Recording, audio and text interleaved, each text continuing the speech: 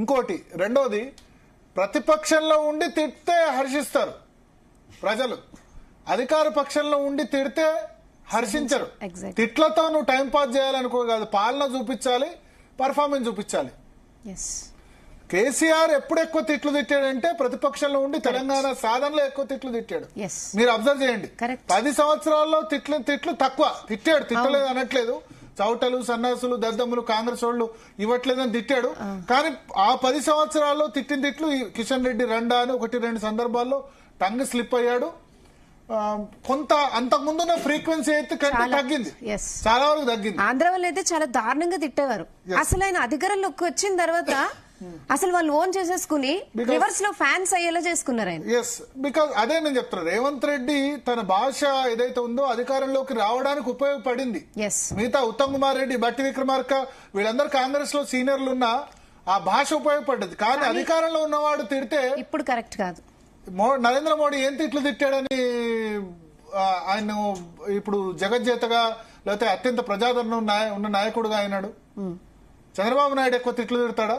తిట్టాడు కదా. ఆ మాటకు వస్తే జగన్ కూడా తిట్టరు కదా. ఎక్కడికి వెళ్తున్నాయో ఏందో ఆలోచించుకోవాలి. కాంగ్రెస్ లో ఉన్న వాళ్ళైనా సలహాలు ఇవ్వాలి. రెండవది, కూకట్టుపల్లి అంటే వెలమ సామాజిక వర్గాన్ని ఆయన తిట్టాడు.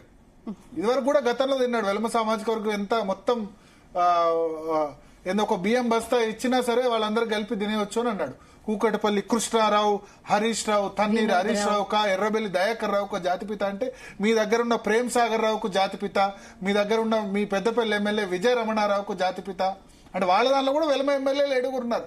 వద్దా 7 వెలమ ఎమ్మెల్యేలు? వద్దా చెప్పాలి. జగిత్యాల ఎమ్మెల్యే సంజయ్ కుమార్ ఇప్పుడు కొత్తగా చేర్చుకున్నారు కదా జీవన్ రెడ్డి దగ్గర, ఆయన వెలమనే. తర్వాత మంచిర్యాల ఎమ్మెల్యే ప్రేమ్ సాగర్ రావు వెలమనే. తర్వాత పెద్దపల్లి ఎమ్మెల్యే విజయ రమణారావు జైలునే. ఆయన మంత్రివర్గంలో ఉన్న జూపాలి కృష్ణారావు వెలమనే.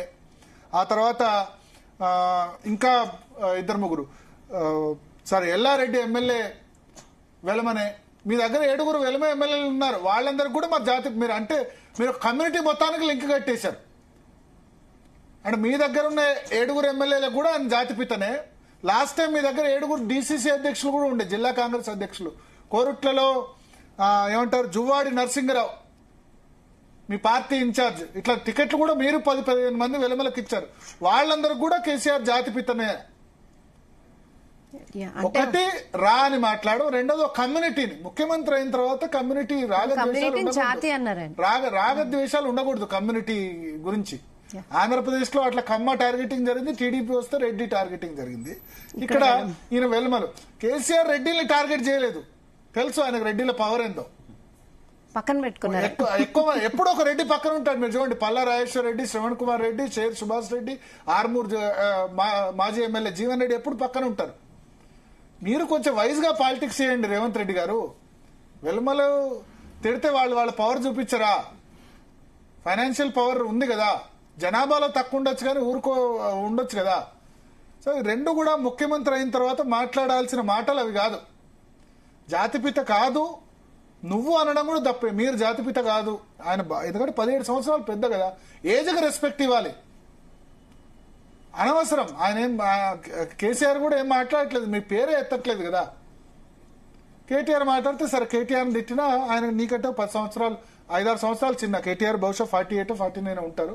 8 సంవత్సరాలు అది కూడా తిట్టడం యాక్సెప్టబుల్ కాదు. సో ఏదేమైనా భాష అయితే 2 రాష్ట్రాలు కూడా